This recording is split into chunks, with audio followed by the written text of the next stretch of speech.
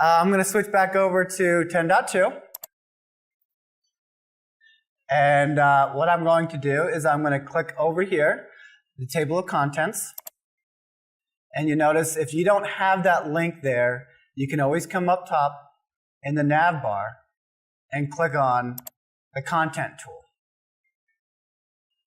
Okay, when I do that, what I'm going to do is come over here to the table of contents, click on Learning Modules, click on Lesson 1, and I'm only doing this to make sure that D2L knows where I want this PowerPoint to be.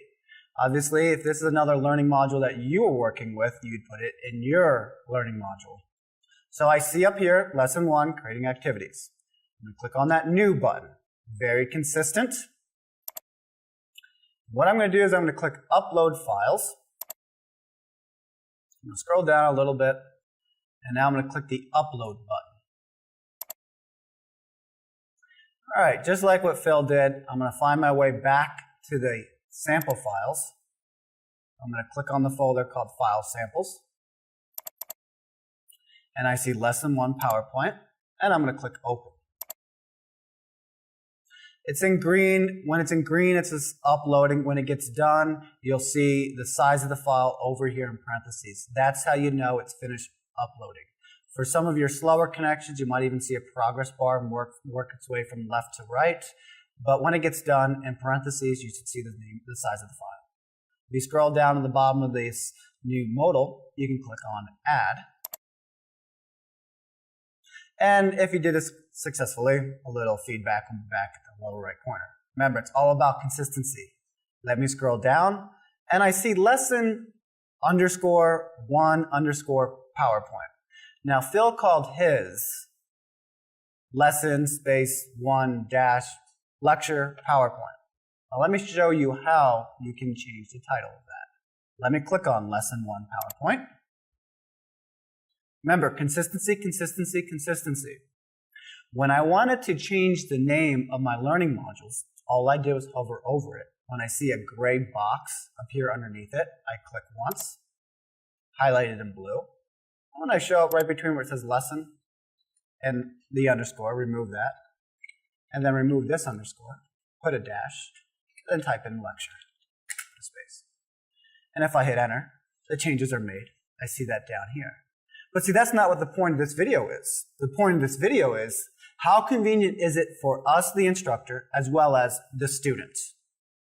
Notice when I clicked on Lesson 1 Lecture PowerPoint, that I start seeing this orange image show up. That is my PowerPoint slide.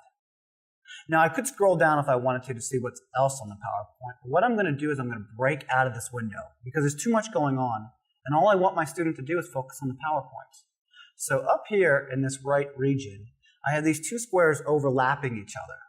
And if I hover over it, it'll say View the Content in its new window. So let me do that. What you should be gathering from this is it didn't ask me to open, save, or save as. It didn't require me to have Microsoft PowerPoint. I'm doing this right within my web browser. That means if there's any web browser that you're using that's HTML5 compliant, that is to say a tablet, it will work on your iPad or your Android device without having Microsoft Office. That saves students money. It's very convenient because it pops up on their screen. Now, depending on their bandwidth, they might have to be patient. This was only 4 slides. I know it's 4 slides because down at the middle of this window, I see 1 of 4. And if I want to page from slide to slide, I can hit the down button.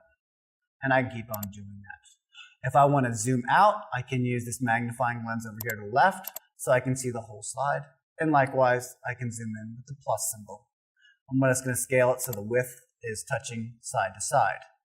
But what if the student wants to print this out? Well, I can't help you there, at least not yet. So maybe in 10.3 or 10.4, they'll allow us to print PowerPoints right from our web browser. But if the student does have Microsoft PowerPoint at home, down at the lower right corner is the international symbol for download. You can see an arrow pointing down into a bin. They hover over it, it says download, and when they do that, the following screen will pop up, asking them if they want to open or to save the file.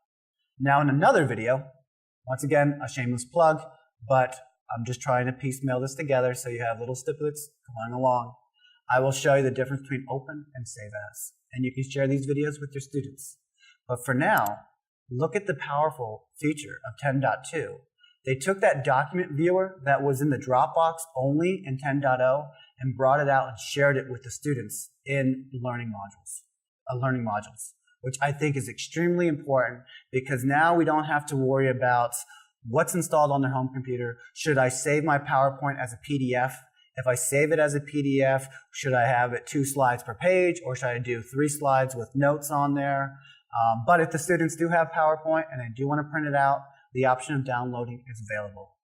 Now, you might ask yourself, can I take that feature away because of intellectual property rights? At this moment, you cannot turn that off.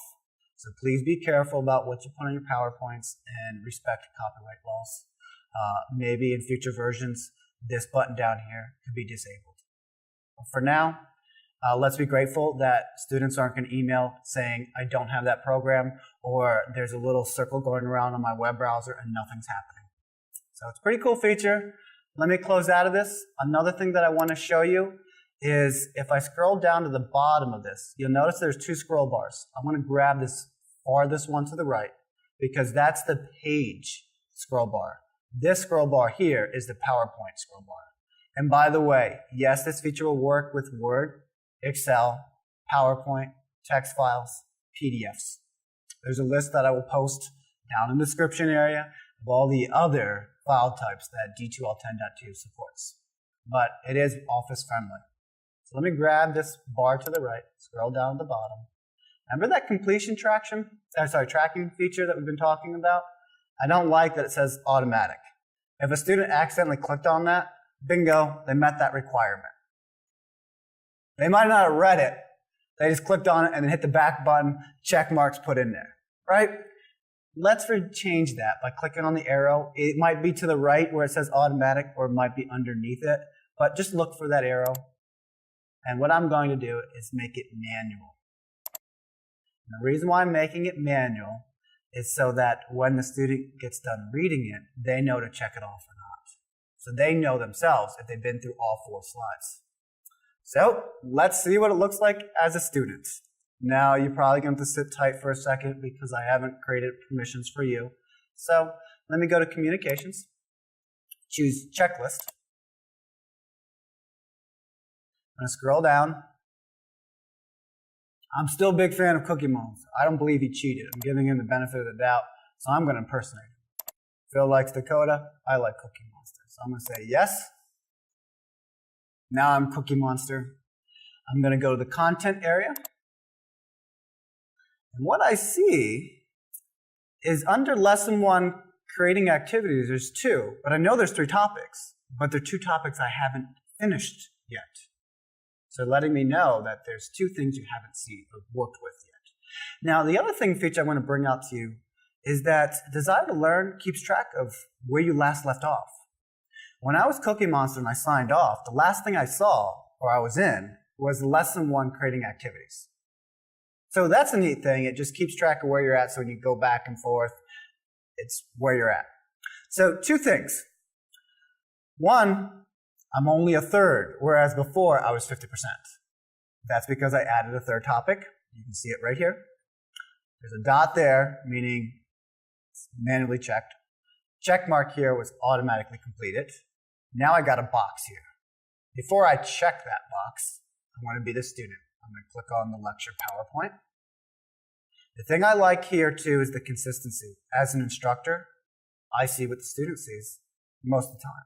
The only thing a student isn't going to see is the ability to change due dates, grades, but the file itself, they see it. They can see the completion tracking is down there, and if they wanted to, they can click here. So within this window, they can page down through. But as Phil and I discovered, we like this breakout feature. As you saw earlier when I was an instructor, the student has that, and the student has the ability to download. And everything else that we saw before. So if I close out of this, I just got done going through all 4 slides. I'm going to scroll down and put a check mark, letting me know you don't have to look at that PowerPoint again.